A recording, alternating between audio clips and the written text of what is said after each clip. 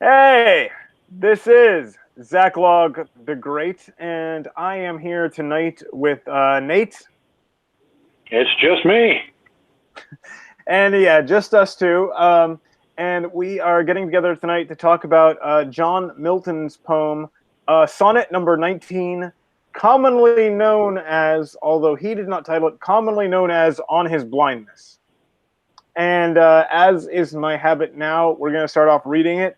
I will do that, and if you give me just a moment, I will put it up on the screen for everyone following along at home.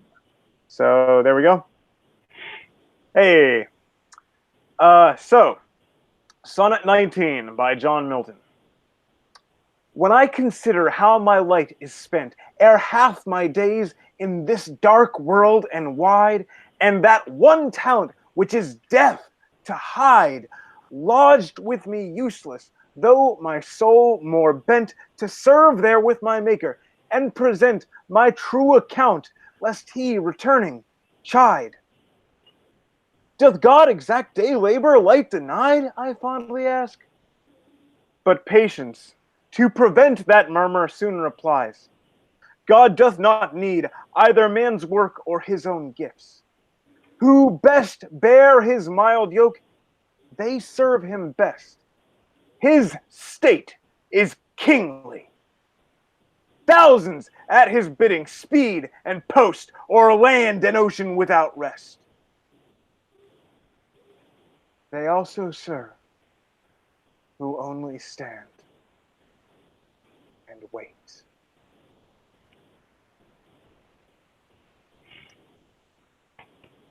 So, that's the poem tonight. Nate, what's your first thoughts on this one? It actually merges pretty well with something I was thinking about a couple of days ago, and that in God's sovereign nature, He spends our lives as He sees fit, and that the gift you have might not be, today's work. God's purpose unfolds in God's time, and so if half your life is spent with this gift, and you, to your own mind, haven't done anything with it, you were probably still just waiting on God's timing. He hadn't dropped the flag yet to say go.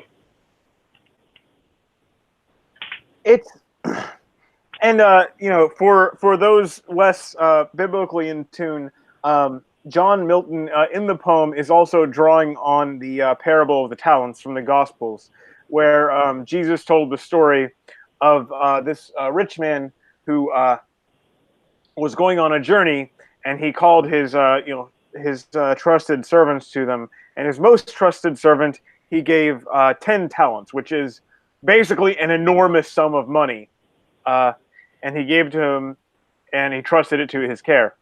The next one he gave 5 talents, and again he trusted it to this less money but still pretty significant. And to the third one he gave 2 talents.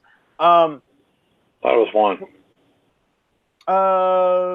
One anyway. Same difference for the and he unless you're looking at numerical symbolism, and I don't know all about that. I haven't studied how people talk about this and that's those terms. Don't get into numerology. It's well, no, but I mean, like, not in terms of magical or predicting the future, but like numbers are symbolic in the Bible, and various numbers have different meanings attached to them. But anyway, and when he returned, the first 2 servants came back to him and said, "Look, we took your money. We worked hard. With it. We made use of it, and we doubled the money you gave us." And he said, good and faithful servant, well done. Here is your reward in proportion with the good they did. And the third servant came back to him and said, "Look, I know you're a really hard master, and I didn't want to make you angry, so I took the talent, I took the money you gave me, and I buried it away, and I just went and dug it back up, and here it is back safe and sound." And the guy and the the master said, effectively, "You complete moron! That wasn't what you were supposed to do."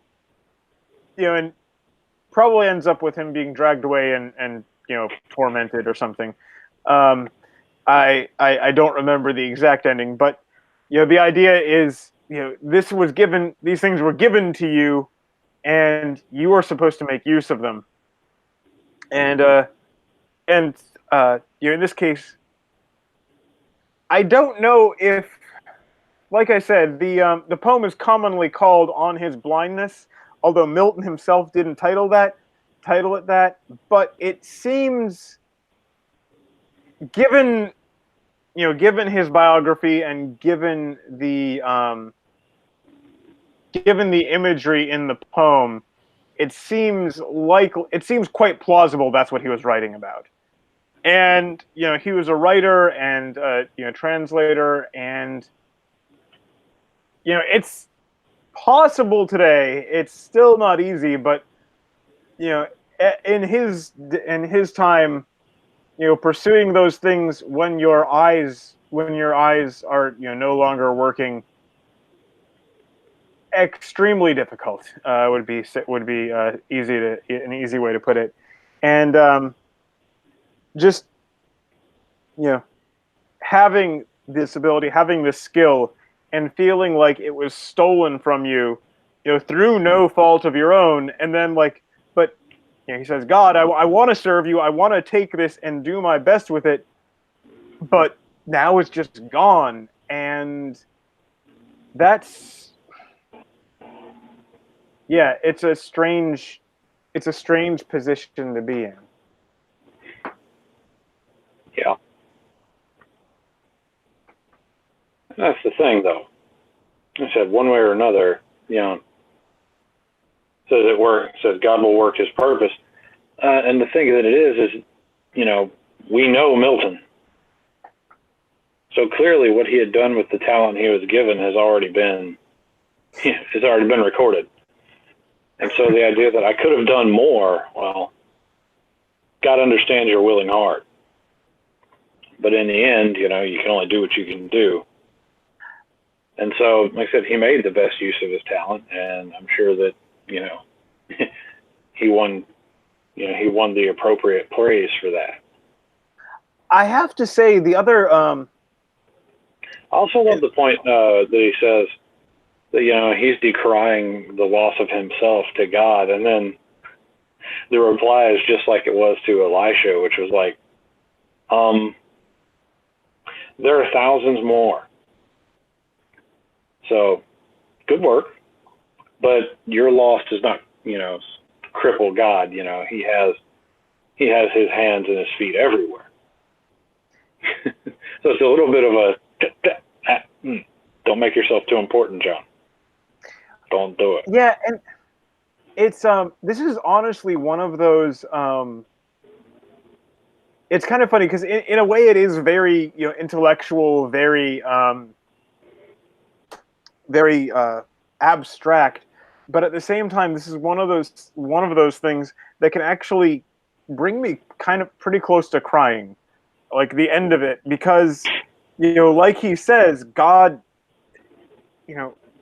doesn't need our work. God is happy to accept our work. God is happy to accept our service, but he doesn't need what we do. Although he does want us to serve him, which not exclusively but mostly means serving one another. Not exclusively, but he does want us to serve him, but he doesn't need us. He doesn't need our work.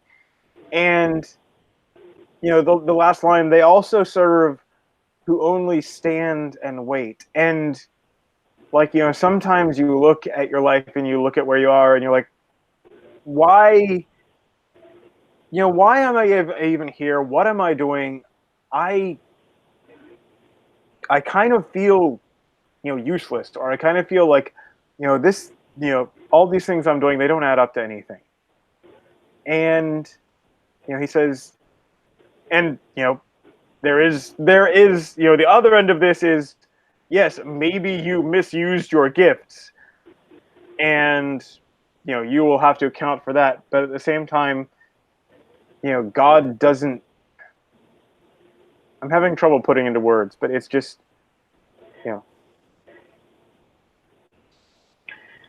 Sometimes when you're talking about things like this, it is difficult to put into words, just because it's like there's no way to say it that doesn't kind of offend our. There's no way to say it that doesn't offend our human sensibility.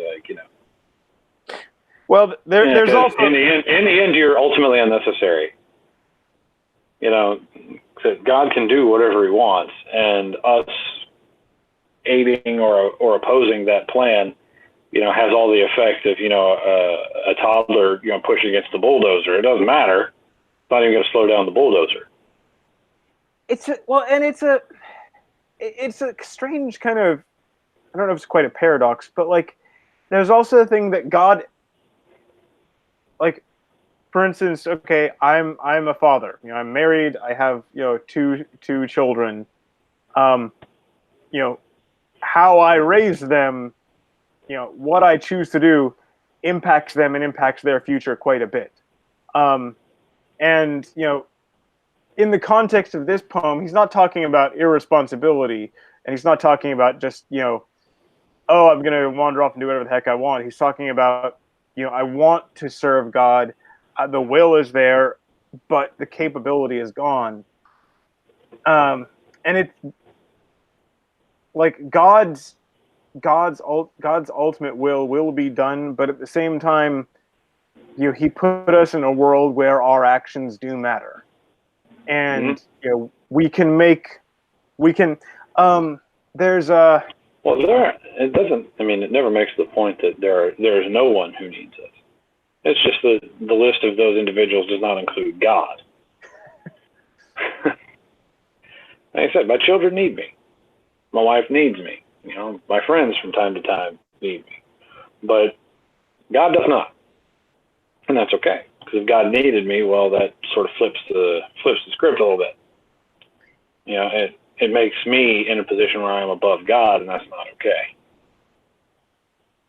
It takes a God out of the realm of something worshipful and something mighty that, deserves our worship, and puts it more of an equal footing to us. Like I said, if God needed humans for anything, He probably wouldn't be worth the title. Who best bear His mild yoke, they serve Him best. And it's the, and this is, another thing, it's, what God ultimately wants out of us is our heart being pointed in the right direction, is our will being willingly offered to Him, and that will show in our actions, that will show in what we do, but it's not the actions, it's not what we do that is what He is asking of us. It is our heart, it is our will, it is our decisions which will play out. And it's the faith versus works, that old argument, all the way back to goes all the way back to the gospel of the epistle of James. And it's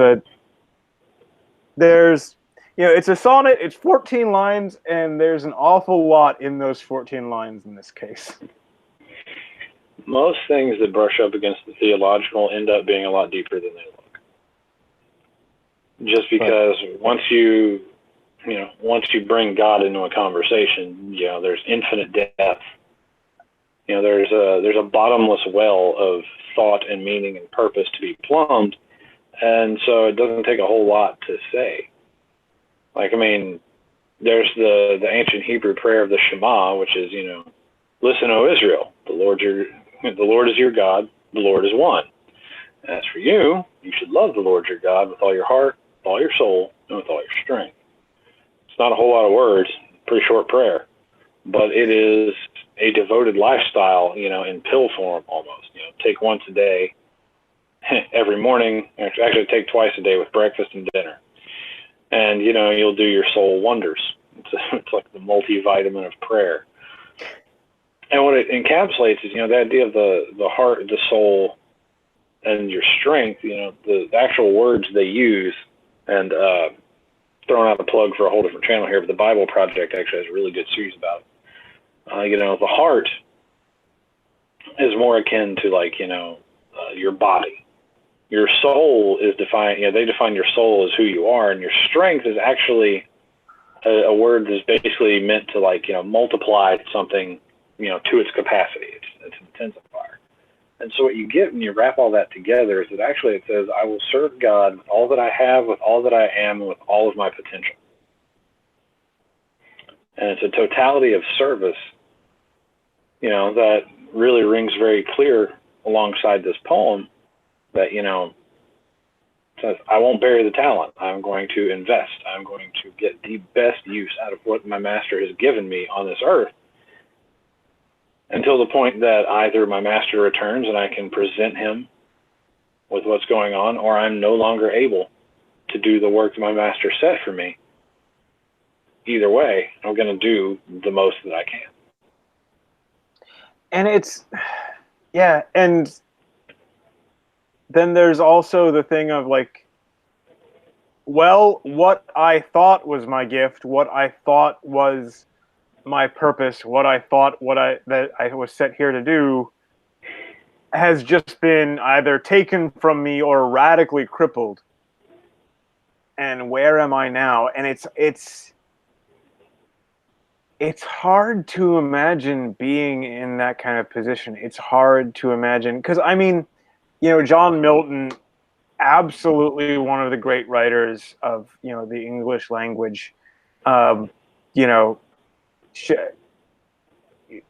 Shakespeare, you know, you might put Shakespeare above, you might put them in the same rank, but, like, there's not a lot of competition at that level. And, you know, you don't have to, I don't think you have to be arrogant. He probably had some idea of that. And then it's just gone. It's just, you know, it's broken. And what are you left with? And it's really difficult. Go ahead. I was just going to say, it's really difficult to imagine, like, what that must feel like. Sucks. Yes, that. And that's where this is. I mean, to put it with all the tact of a 5-pound hammer, but that's where you got to be careful for all of our, you know, very gifted audience. You know, anyone who has a skill that, you know, they're justifiably proud of and developed and all that sort of thing. It is very important that in your life you do not come to rely on the gift. You rely on the giver of the gift. You know, you do not take, you know, you do not begin to worship the promised land. You worship the one who promised it to you. Okay, so if you find your identity in what you can do, if you find your identity in, you know, your accolades and successes, well, one day somebody's going to come and gather more accolades or be more successful. And what happens to you? Or you may lose the ability. You never know. So defining yourself by those things is dangerous. I mean, obviously, be proud of the things that you've done, you know, and that, you know, are worth pride. You know, like, hey, you know, I did that. You know, that was me. You know, God gave me a gift. I shoveled well, and I dug that hole. It was fantastic. We're going into Mystery Men now? That was one of my favorite lines in all of cinema, so I work it in when I can. All right, but one day you're gonna, you know, your back will be bent, or, you know, you'll be injured in some fashion that you can't do that anymore, and then you have to understand that that doesn't cheapen your worth. It just changes. It changes how you're going to live, and probably, you know, possibly how you're going to serve. But in the end, your identity if your identity is found in something eternal, if your identity is found in God, and not in religion, in God himself, because I could say I am a Christian, but if I don't know God, then, well, times change and Christianity can drift from the actual substance of God, and has. And so that leaves me on unstable ground anyway. But if I put my identity in God, that I'm a servant of God, and I am God's love and righteousness on this earth, then nothing can shake who I am. Nothing can change, my mission or my value, and I'm solid. I'm not subject to the whims of the earth. I'm subject to the unchanging nature of God, and that right there is a sort of peace of mind that I think would do a lot of people a lot of good if they could get it. But too many run away. But that's a whole different conversation. I was trying to remember for a little bit for a minute, because this was like poking me about another C.S. Lewis poem I've done, which is not one we've had a talk about on this channel, which I have another friend who I'd like to get to join in for that, but have not yet persuaded him to make an appearance. But there's another C.S. Lewis poem, As the Ruin Falls, and which I recorded, and he talks about he talks about like how he's talked about love, he's talked about loving God, he's talked about loving other people, but he at this point he looks at himself and he realizes that all this are his mouth noises, and I'm selfish, and I care about me, and I want what's best for me, and all these other people I want to be for my convenience, and God I want to be for my convenience. And then the end, and it ends with him talking about his this person that he loves and losing them, and how that has shown him what it is shown him where he really is and how much he has to learn yet. And it's a fascinating and a frightening thought that there are some things that God can't teach us except through losing things, except through pain. And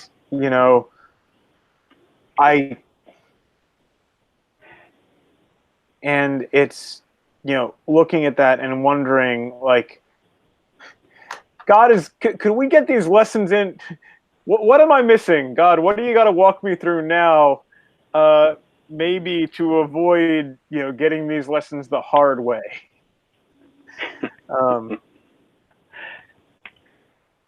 And it's it's because I mean like like we were saying, like, just losing that ability, losing this gift, it's frightening. And you can, there's a lot of places we put our identity into our work, or into a particular skill or talent. We put our identity into being a father, being an American, being a whatever, and yet all of these things. Handsome. Well, I mean, Chris does have us maybe diluted. Chris does have us beat on that, though. I mean, we did establish this. But although our audience will probably never know. But this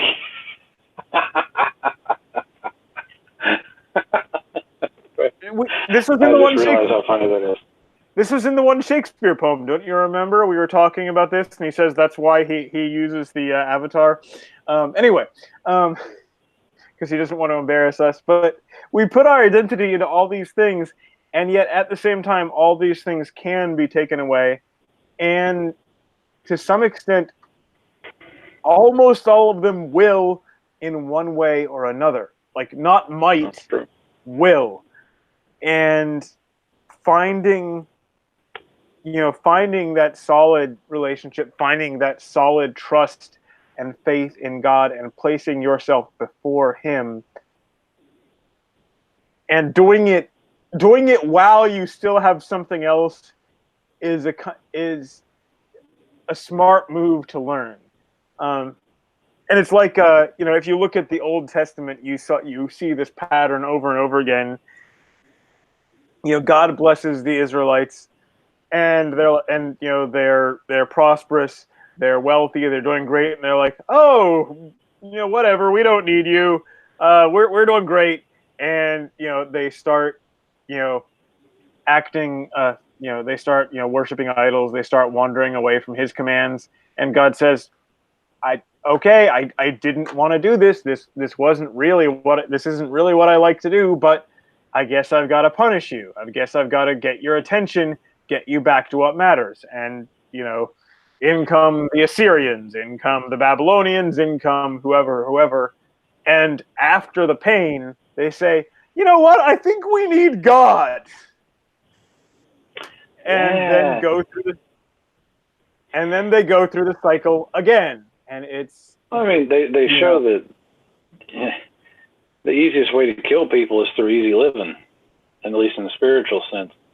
Because if, you look around and you go, I've got a good thing going here. Look what I did. To quote a very popular president, God has to remind us occasionally, you didn't build that.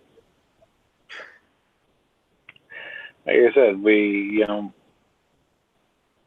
in the end, all things devolve from the favor of God. And so, like I said, we have to make sure that here in America, we praise self-sufficiency a lot. And to an extent, I understand that, because I'm like, hey, that's great. You got to take care of yourself. That way, nobody else has to. Love it. Grow up. But Lord has been, kind of scrubbing that out of me a bit, saying that no, don't try and be self-sufficient. My wife came up with this. You can thank her for the slogan, but it says, be God sufficient. If I trust in my own self for my provision, protection, all that, I am going to be in a whole lot of trouble in short order. If I trust in God for those things, then, if I'm God sufficient, God will be sufficient. He will make sure I have what I need. The lilies and the sparrows and all that sort of thing, right? So, it's reassuring, but do know one thing, that if you do decide to be God sufficient, and you should, our God drives with no brakes. He slings the corners at high speed, and you're going to be in for a wild ride. But it'll take you somewhere good.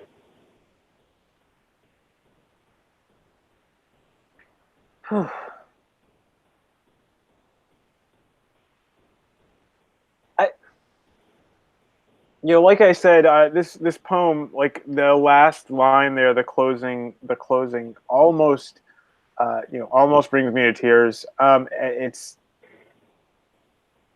an amazing punch.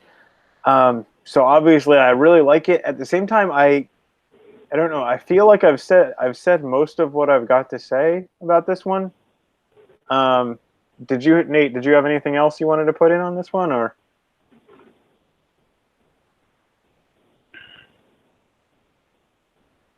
Don't feel guilty if you're one of the people who is standing still. If you're one of the people that is described by that last line, don't feel bad about yourself. If you truly seek God, you're probably learning. If you're learning, God is going to sharpen you. And when you are sharp enough, God will use you to harvest. So until then, even though it feels like you're standing still and you're not moving, things are happening. God is changing you. He is making you better. So, don't discount the season of preparation. and don't let it hurt your heart. We all have to be prepared. And eventually, you will be the tool in God's hand after He has made you what you need to be. So don't, like I said, don't feel bad if you're the one standing. One day, you will be working.